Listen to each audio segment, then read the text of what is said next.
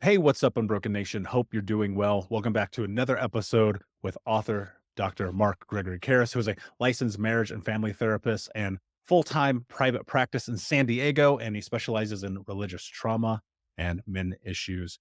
Mark, my friend, welcome to the show. How are you today? Awesome. It's great to be here. Very excited about the conversation.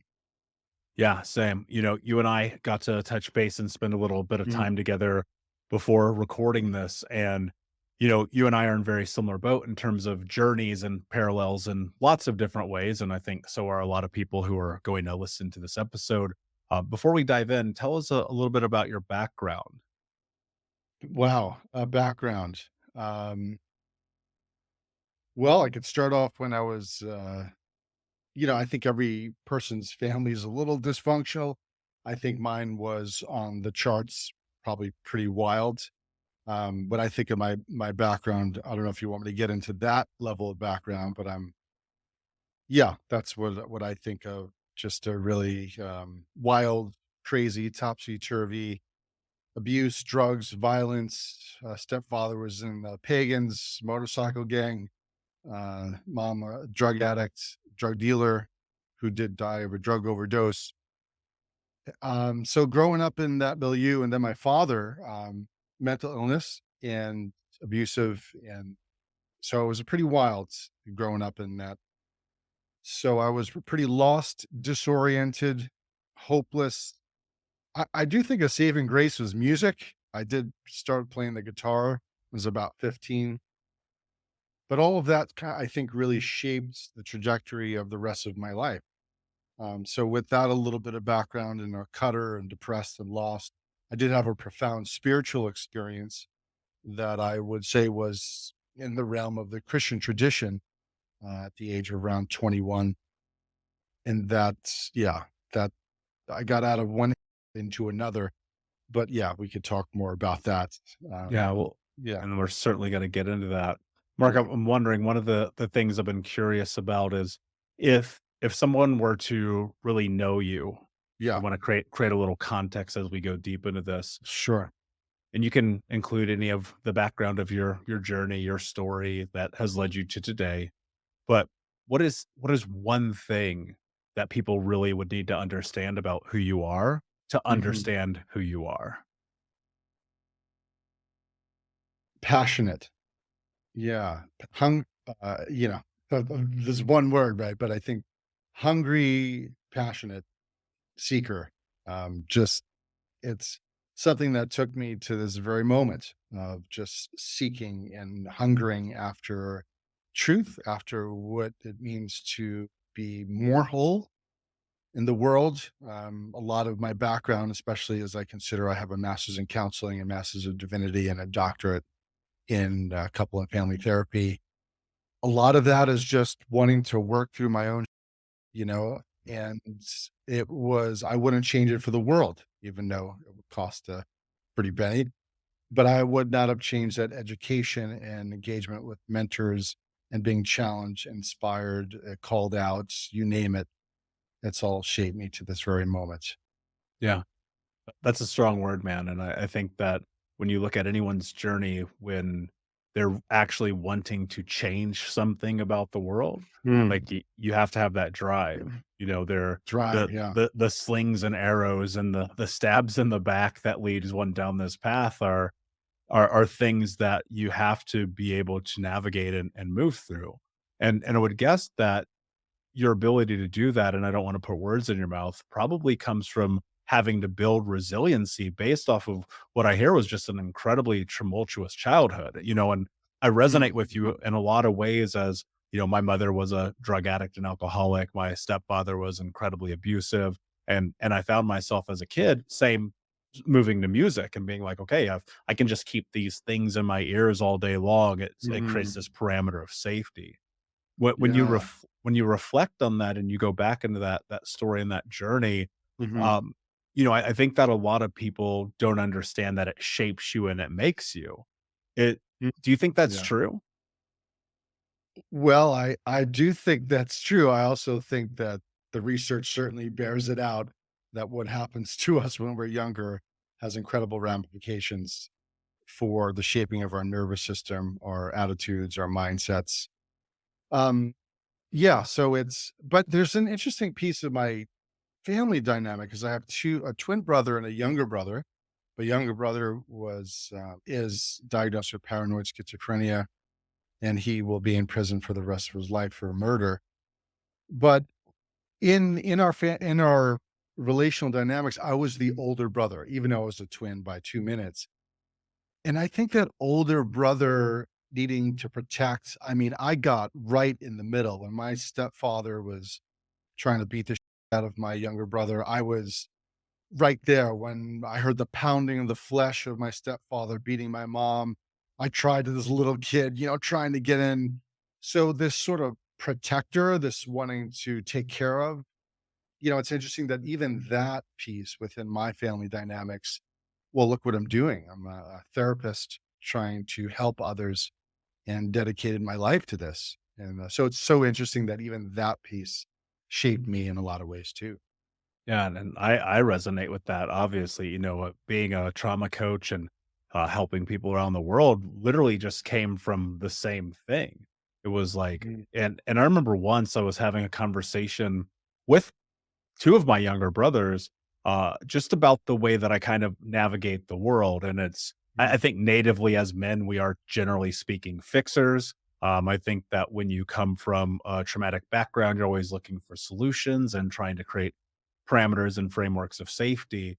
And I would, with them, constantly be like, yo, this is the way that you do this. This is how you navigate the world. And one of them said to me one day mm. something that was really powerful. They were like, we're fine. We went through the Ah, same they were like, "We went through the same you went mhm, through. You don't always have to try to save us." I was like, "Oh, that's really interesting." And it made me mhm, think about how much I don't know if it was shame or guilt or whatever it was that carried with me, but it led to this place where I was like, "Oh, yeah, I don't actually have to try to help people, but mhm. I do it because it's so fulfilling to know that we can create this change, that we can be the change in the world that we wish to see." Well, one I of the love that. difficult things about change, Mark, is when we look at change as a whole, especially in the spectrum of the society that we live in, so much of it is indoctrination, right? If you really Mm, get down into the baseline mhm, of what it is that is the Western human experience in the world that we live in the day that we live, a lot of it is indoctrination. And a lot of that indoctrination starts with religion. And mm, so I would love to go into a little bit deeper about your background and what has led you through this mhm, path. mhm. Please, with great detail, because I want to understand this. How does one start helping people with religious trauma? Well, I think first, if it's okay, I'll start with how I got into this whole thing. Yeah, absolutely. But and then the helping could be another piece after. But I think so. I had that deeply profound spiritual experience, and it was this Damascus roads. So to go back a little bit, my twin brother became a Christian. He was in what's called Oneness Pentecostalism, and very uh, fundamentalist, rigid, controlling. It was a very high control church kind of environment. But he would tell me about Jesus, and I'd be like, I was in my own mind, a rock star back then. Coming back from shows, I was in a progressive metal hardcore band. I'd be like, yeah, if like, I don't want to hear that. I don't want to hear about Jesus and all this love and not. But some interesting experiences started happening, even in like my dreams. I had some pretty weird, wild experiences. Something was drawing me. And I just remember, after some time being in a field all by myself, was around the age of 21. And I said, the last words I said, sort of BC, before Christ, if you will, was, I'm sick and tired of being sick and tired. If you're real, show yourself to me. And all I know is I consider myself a master deconstructionist. I have deconstructed every facet of my early religious experiences, but it's hard to deconstruct that one. I just was enveloped by a love that was transcendent that I didn't muster up. There was no fog machine. There was no smoke. There was no community, rallying me to anything. It would just be me by myself. And that just changed the rest of my life. But then I got into that Oneness Pentecostal church. And that was, on one level, I felt love, but on another level, I couldn't hang out with people who believe differently. I couldn't have long hair because there's some passage in, I think, Corinthians where it talks about, don't you know that it's a shame for a man to have long hair? Women in that particular denomination couldn't even cut their hair because if they did, they would be in danger of hellfire. Like, it was this very fear-based, constricted, controlled, authoritarian, coercive, manipulative environment mixed in with doses of love, because that's a part of it, right? We're a community and, we're seeing each other 3, 4 times a week. So that really shifted and changed a lot within me, but it also created such a, I would call it bondage. And this may sound weird to some listeners, but I got so rigid in myself with anxiety and fear of a punitive, angry God that I was afraid of drinking soda because I thought soda would defile the temple of the Holy Spirit. And it's so sad to even look back. Like, if I listened to heavy metal, I thought like I would go to hell, or, I would like walk down the street and God would angrily punish me. Uh, so it was that's sort of where a lot of my religious trauma came, and then subsequently other experiences. And yeah, so that's a little bit about what got me in this whole spiritual religious, then eventually coming to contact with my own religious trauma, and then my clients, then people, groups and Facebook groups and social media. Like, something is going on now. One of the biggest studies on religious trauma just came out from the Global Center of Religious Research about 2 weeks ago.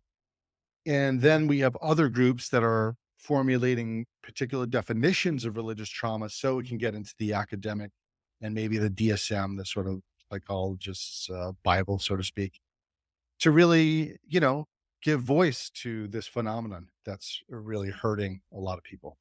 Yeah, and I wanna go in a little bit deeper and define this Sure. in just a moment. Sure. But before then, because I wanna create a little bit more depth of context. Sure. When I was young, so I grew up Mormon, Okay. which I grew up Mormon in the hood, which is a really weird experience, and Mormon in the hood with a mother who's a drug addict and alcoholic, right? So you had to start Mm. all these layers. I didn't know anything different, right? Right. And this tends to be the case scenario for many people. I've had conversations with many people, both in person and publicly, about religious trauma because I was impacted incredibly negatively. In fact, I walked away from the church at only 12 years old when Mm. I read a passage in the Book of Mormon that says, he with the dark skin will not be let through the gates of heaven." Mm. And I was like, "Oh, that's because I'm pretty sure I'm brown. So this isn't gonna Mm. end well for me either way." Mm. And I went to war with my family over this, lots of pain and suffering and abuse because it was like, you will take me to church, but I promise you I'm going kicking and screaming and sometimes Mm. bloodied." And I stood by that. I still stand by that to this day. What I'm wondering, and what I'm sure other people are wondering, is how at 21 years old, Mark, do you find yourself in this situation? Like, what was it this thing where you felt like there was nothing else to hold on to? Were you just at a rock bottom and you were taking Mm. the first ladder that falls into the ocean to pull you out? Like Yeah. you're and I don't want this to come off the wrong way, but I sit across from you, I go, this is an incredibly studious, intelligent human being. How could this happen? Right. Like I said, I literally, I felt lost. I would cut myself because I thought the pain was so great within myself. I'm even like thinking about my younger version of myself, that I would just cut myself. I would take razor blades and just cut myself as a way to like symbolize the pain I was feeling on the inside, you know? And it sort of culminated it into, this may again sound strange, but at the age of 21, a little bit before, I tried to kill myself by sleeping with somebody who I thought had AIDS. So I know this is strange, but like my mindset was I just want to die a slow death. And at the time I knew a woman who was a wild, crazy story. And suffice it to say, I didn't have AIDS, but that was my mindset. It probably was a couple of weeks later, along with this profound, uh, I call it, now I've deconstructed, and there's a phenomenon called sleep paralysis. But at the time, there was this experience where I was in my bed and I couldn't move and I couldn't speak. And I saw these like three like manifestations. They were red, freaking the hell out. I didn't know what was going on. I tried to call out to my brother.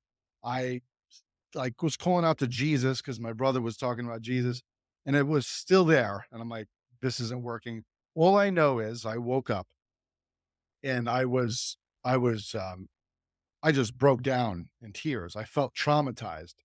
So with the depressed, lost, cutting, that experience, and then trying to kill myself, it was in that season of my life where I'm sick and tired of being sick and tired. And that's where something shifted, something happened.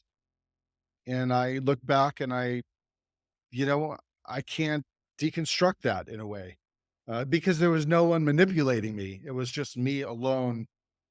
But then I was thrown into that religious toxic environment. I didn't know it at the time. This would take years later of then realizing, and then an experience that I had where I ran away from that cult into into college because I wasn't allowed to go to college.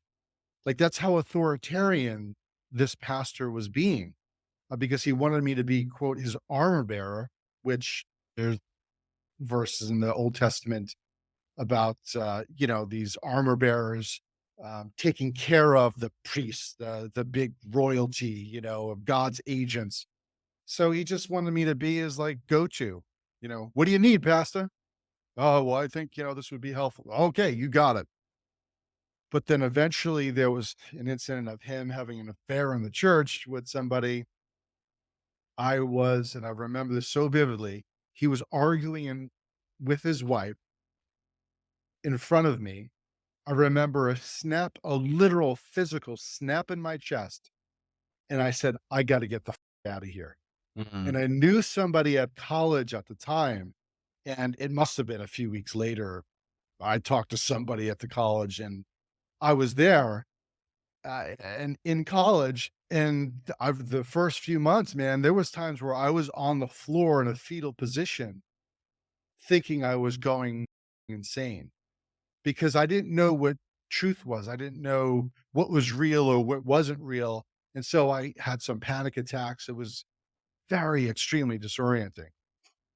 Yeah, Yeah. I can only imagine. I mean, if you go from one extreme to another extreme to another extreme, the human organism is in fight or flight mode, freaking out entirely, trying to figure out how to navigate that.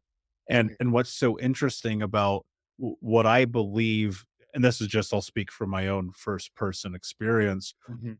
coming out of religion and trying to navigate the world felt insurmountable because the only thing that I had known was if you don't operate in this spectrum, you are going to burn for eternity.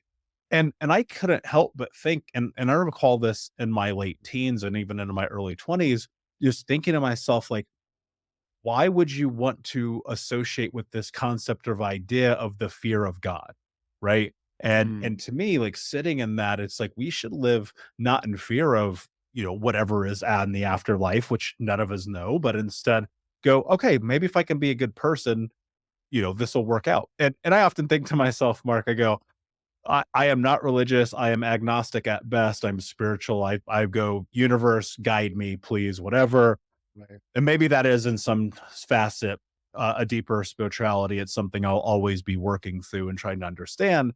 And I've come to the conclusion, like, if I get through and there are the gates of heaven, and here we are with the saints, and God stands there, and he's like, I told you so. I'm like, cool. I great, right? But so Mhm. many people are in the scenario where you were, and they feel trapped and they feel stuck. And they Mhm. feel that snap of the chest and like, I have to get the fuck out of here. And yet they're so paralyzed, right? Mhm. They're so paralyzed of the unknown. And so I would love for you to not only define Mm. religious trauma. Let's go into this a little bit more, but let's Yeah. talk about how people get indoctrinated and then what they do in the event that they're in this place where like, I want to go to what's next. Yeah. Yeah. So I'm gonna go with the Religious Trauma Institute and Reclamation Collective really came together to kind of have a succinct definition of religious trauma. So I want to share that because I think it's very precise.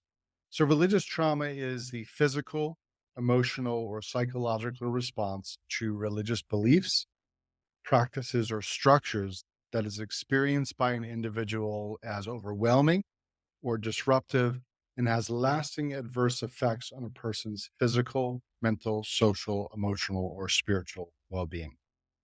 So, religious trauma, it's just, trauma is just you can't get over. That your nervous system and other facets is just, it has lasting adverse effects.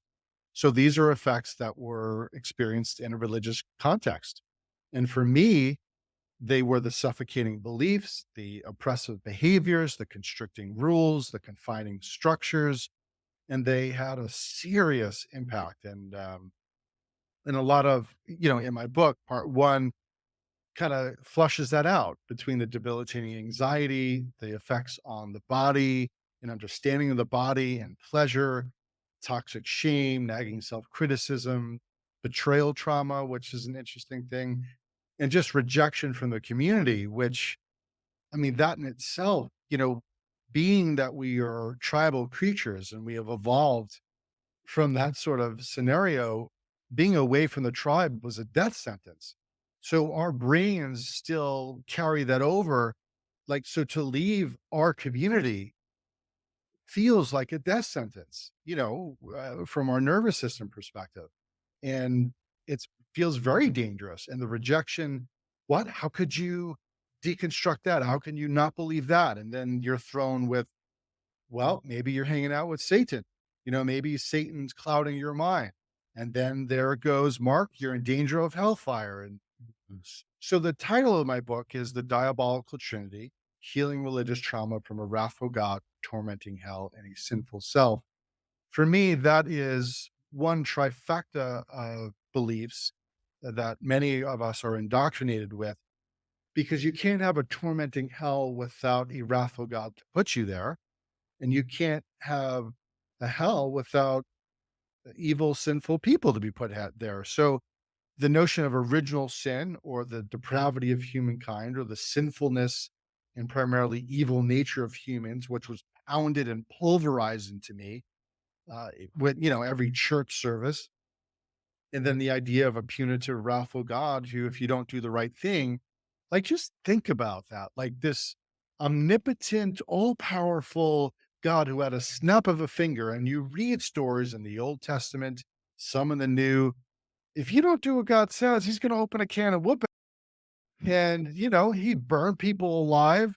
I mean, kids are reading like the Noah's flood and stuff, and it's a very traumatic story, right? When you read in Noah's Ark, and like I think of like grandmas being drowned and little babies being drowned and all these animals. Like that's not a good story to teach kids, but it's sort of a fun story that's talked about.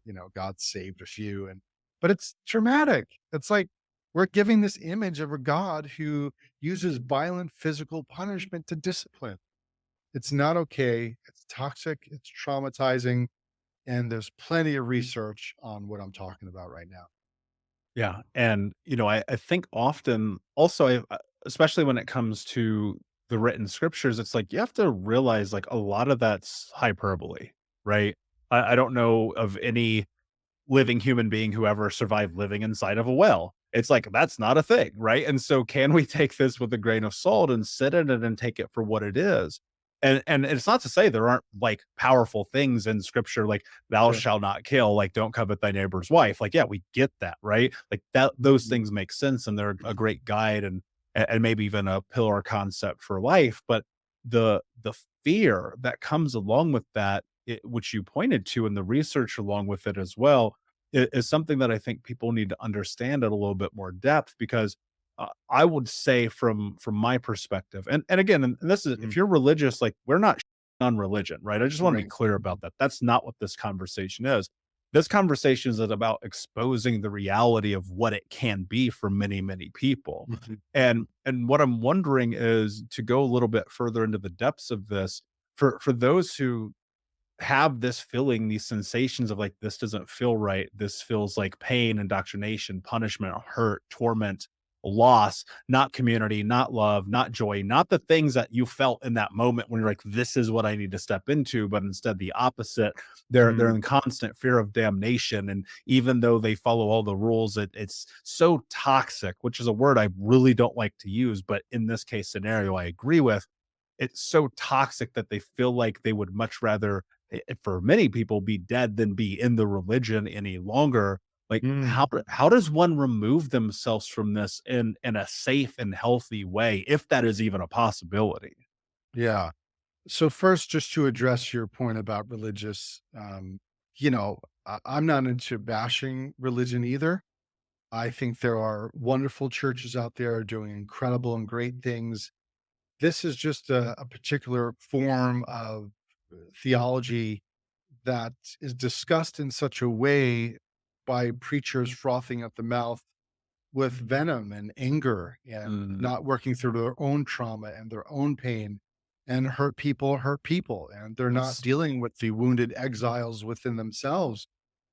And so, yeah, that's where it's coming from. But there's definitely healthy spirituality. There's other people who can read the biblical text and look at the different genres, can look at the Adam and Eve story and glean things from that for our own context without needing to read it in a hyper literal framework. So, that's one point. But as far as people getting out of this, it's so layered because there's different people. Like, I work with people, let's say, who are pastors and leaders in the church. Now, when your paycheck is tied to maintaining status quo, but within your heart, you know that it's incongruent with your current value system, that's so tricky to get out of that. So I'm thinking like that's one group, but as someone who's just a congregant member or someone in there trying to get out, it's so painful. It's not a overnight experience. It took me years. It's sort of these splinters that over time become so deep within your skin that it starts to pus and get so red that you can't stay in any longer.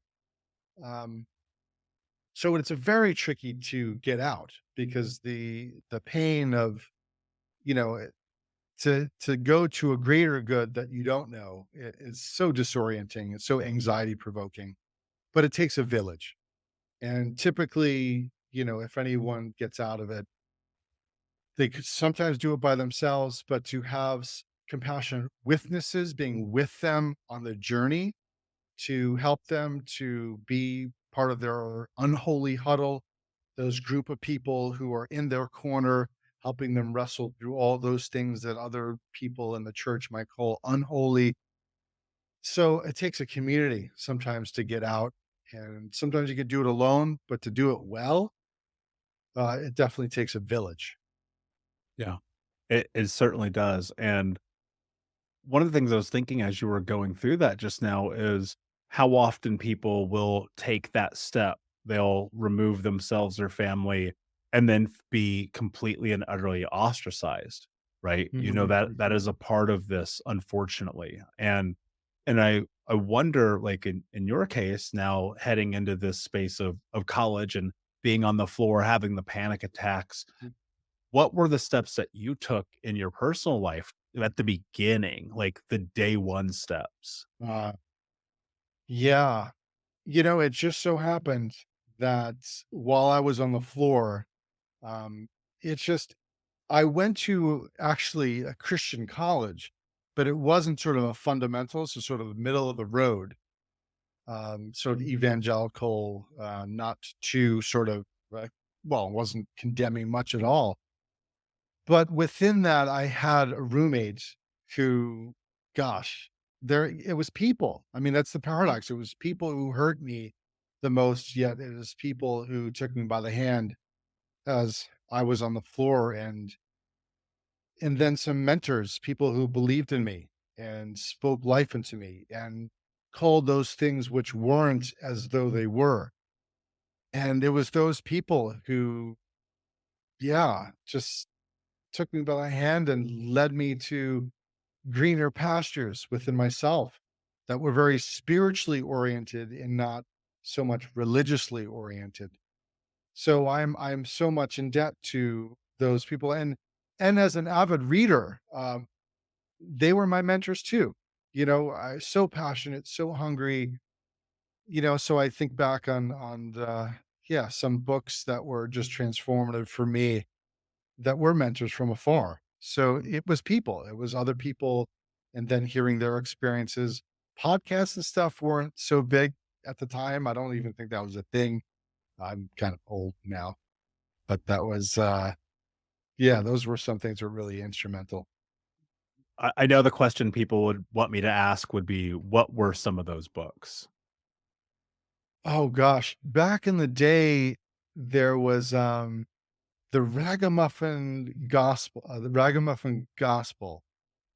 There was just this old, wacky Brendan Manning.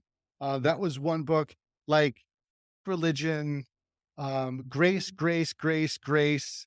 I remember that book was like, oh my goodness, this was healing to my soul. There's a book by Henry Nouwen, The Prodigal Son, which was pretty powerful for me too. There again, it's just these mystics, the spiritual people, the writers that were pretty profound for me. And then, Yeah. yeah, of course, much more books later on. Yeah, I've come to find the same in my journey where it's like, whether they're near nor far, like find a mentor, find somebody who has the experience that you are having, who have been able to overcome it, to move through it. And like if you leverage that in the same way as you've written this incredible book, it's like there's Mm, something there. There's potential for people who are looking for it. I want to go into a little bit deeper. You mentioned the diabolical trinity. mm. And want to go a little bit deeper in that and talk about the relation of that concept and how it correlates with the trauma of religion. Mhm. Yeah. So then the sort of the question is what I'm hearing. It's almost like, Mark, how does belief in an angry, wrathful God, in a afterlife that could be, you know, like eternal torment, like not 100 years, 1,000, and 10,000, like a billion, zillion. I mean, you can't even, which is unfathomable, but that's what people teach. And then a view of self that is primarily sinful, where in our tradition, what I was getting fed just about every Sunday, our righteousness is as filthy rags. There's nothing good within us. Literally, we're like, this is what we're told. Your desires are fleshly and sinful. Emotions are bad. All that is good is your spiritual life. This also gets into issues around environment. Who cares about what happens here? But Pastor, the homeless there, I want to be Mark, what matters most is their soul. They could be fed and be full and go to hell for eternity. So all of these beliefs have major ramifications. I think, one is definitely on the nervous system. So this gets into the trauma that and the impact on the nervous system, this hypervigilance, this constant fear, I mean, it even gets deeper with me in the sense of in our tradition, this isn't every Christian tradition, but they believed in demons, and demons were behind every bush. And I was told before I went into my English class to plead the blood of Jesus on the doorway so demons couldn't enter. So is this like hyper vigilant state where demons can get me, where God can get me, where I wasn't safe, where my loved ones could go to hell. And like if they died, I would be crushed and so fearful. So fear for breakfast, fear for lunch, fear for dinner, and that is gonna create a nervous system that is hypervigilant, that is just scared in the world, not very confident, not a very high view of self. So connect that to original sin, which says, "I'm primarily evil," um, and there's a passage in the Old Testament where they say, "The heart is deceitfully wicked above all else." I was probably told that many, many hundreds of times, and so many of other people in sort of the fundamentalist traditions. But then that gets into the infusion of shame. And we know that shame is one of the, biggest foundations for, I mean, if you believe you're a piece of, you do what pieces of do. I mean, if you have a low view of self, that's going to affect you in your life and your relationship with self and others. And so I had the confidence of a pinhead. I was a very low view of self. I hated myself, which is ironic because in the Hebrew and Christian tradition, Jesus said, "Hey, he was asked, what's the greatest commandment?" And to love God, to love your neighbor as yourself. But the loving of oneself, I've never, in all my years as a Christian, ever heard a sermon on, yeah, let's talk about the 3 points of how to love yourself well. I got the love of self from the Buddhist tradition, from the Eastern tradition. Thank goodness it changed my life. And that gets into, how to heal this crap. But the shame, you're no good, which then leads to the inner critic, because the more shame you have, the more fuel that gives your inner critic. So again, hey, Mark, God hates you. Mark, if you do that, God's going to punish you with violence. Hey, Mark, if you don't do that, then, maybe God will curse you or just withdraw his presence. Or Mark, oh, you're such a loser, like all these different, so the shame and the fear and the self-criticism. So yeah, it has deleterious effects for sure. And it's all spelled out in the qualitative literature too, and the research. And then, I'm not a member of the LGBTQ community, but then so much in that community, just think of what it would be like to be gay and to be told that you are destined to hell because of what you believe is so intrinsic to who you are, right? So much of that in the literature as well. Yeah, and I mean, the way that you phrased it, diabolical, I mean, I cannot think of a better way to phrase it. Mm, It's like it's like walking into something that you perceive as freeing and beautiful and safe while getting punched in the face, right? wow, It's yeah. like that to me is very diabolical. Yeah. And I know the impact of this shame, especially around relationships and sexuality and Mhm. identity.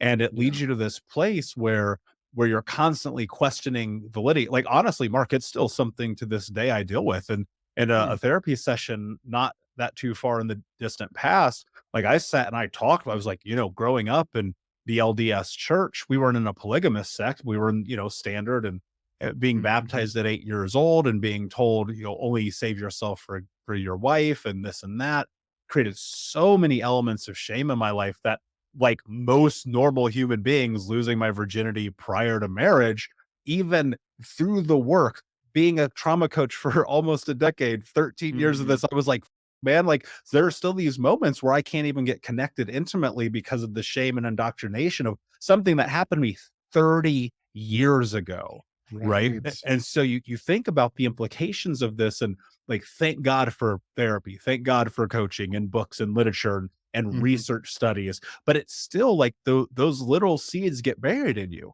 This Oh is my what I always tell my clients, Mark. I tell every person I've ever coached, like, just trust me when I say that this is a rest of your life journey. Mhm, Because mhm. I promise you, I've read enough to have 5 PhDs, man. Right, right. I've gone to my 400,000 hours of therapy, and I am still Yeah, doing the work. And I try to yeah, remind people that that is a part of this game. Like, you're still going no matter how much you yeah. go, a new layer will be uncovered. Uh, almost in an ironic way, this thought comes to mind. There's an incredible preacher, Bishop T.D. Jakes, Yeah, and he says, "New levels, new devils." And I right. cannot help but think about that in this moment, that as you get deeper into this journey, you hit a new level, there will be something new that is exposed. And and, Mhm. and now this is where the guidance comes into play, Yeah, yeah. right? Mm, Where do people start the healing journey on this? mm, Like, mhm. if you were to lay out maybe not a full and complete guide, because obviously we want people to read the book and go into depth there, but if you Yeah, were to hit us 2, 3 things, where do you yeah, start, man? This is yeah. heavy. This is so heavy. Part 3 of the book is helping people heal this stuff out from the nervous system. So I dedicate 100 around 120 pages on practical, psychological, neuroscience-based ways to help heal the nervous system. But listen, I appreciate your honesty because it I don't wanna be a snake oil salesperson. I think I shared this in a book. Like, this is a journey. I'm not saying like, yeah, let me give you the 5 principles of healing and you'll be set to go. Just follow this. It is a journey and there's so many different layers. And so I just want to invite that as you do, sort of that compassion upon ourselves. It's not our faults. We have brains and nervous systems that are just it does the best that it can do. And our trauma responses are really initially trying to help us. And they just become so overactive and overworked. And sort of the on switch becomes on too often. It just has so many harmful effects, but there's ways to heal. Um, and I wouldn't say, yeah, I'm more of how did I put it in my book? I'm going to share things that will promote healing, but I don't believe in a static state of healing. So let me name a few things that really stick out for me. Please. First, community. I can't articulate that enough. I remember being so hungry and desperate. I said, like caring about what people thought. I need help.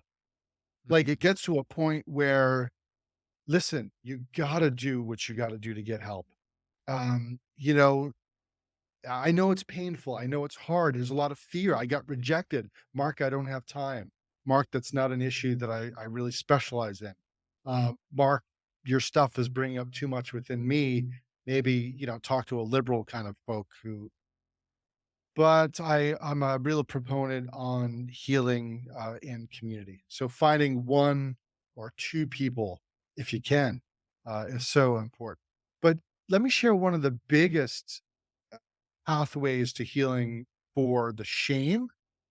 And I think it's a subversive middle finger to religion and to a punitive, angry God who hates us. And you know what that is? That is the fine art of self compassion. As I alluded to, it changed my life.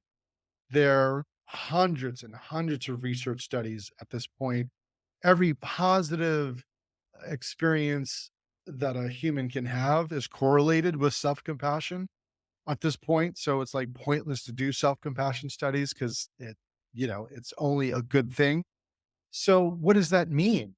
That means, in a simple form, treating yourself as you would a dear friend who is suffering, right?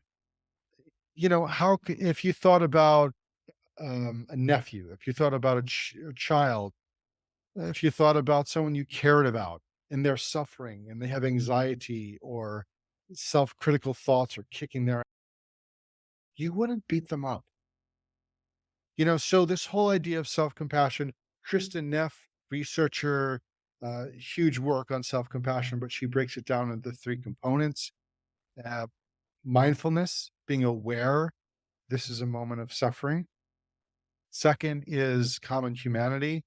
I'm not alone in what I'm experiencing right now because when we're suffering, sometimes we feel like we're the only ones.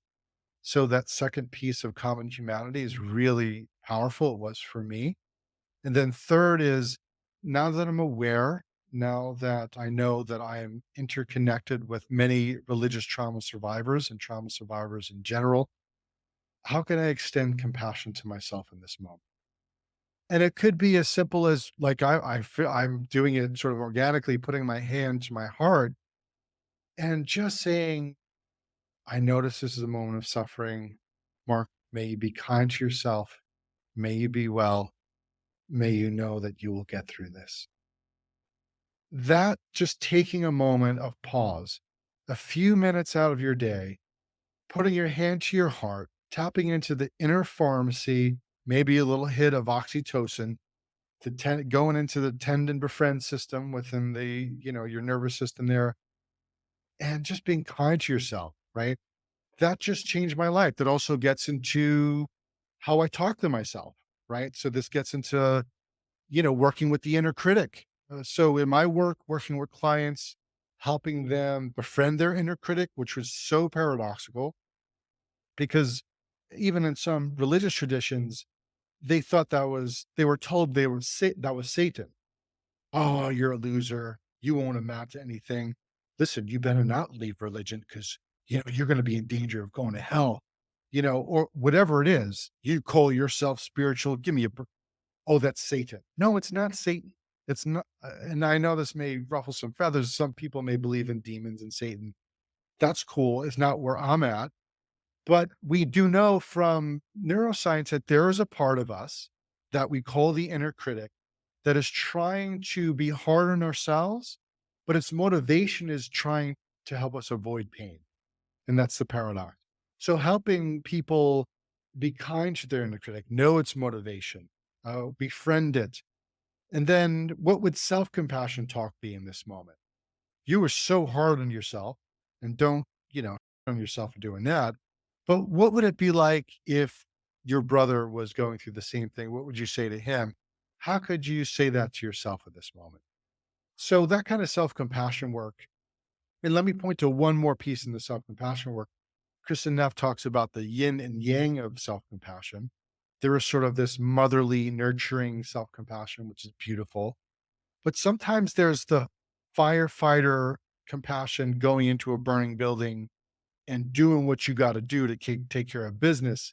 And sometimes we need to do that for ourselves. What would be the most kind thing to do for myself? Hey, listen, um, I'm not going to take your ridicule of me in this moment. Some people, have parents who are throwing religion down their throat, telling them about hell. And listen, mom, dad, I appreciate you're trying to do what you think is in my best interest, but I'm not okay with you bringing it up anymore. It doesn't make me feel good. It affects our relationship. So I would appreciate it if you didn't do that. That would be at the yang form of self compassion, where you're setting healthy boundaries for yourself. So that's what I love, that self compassion, self love stuff.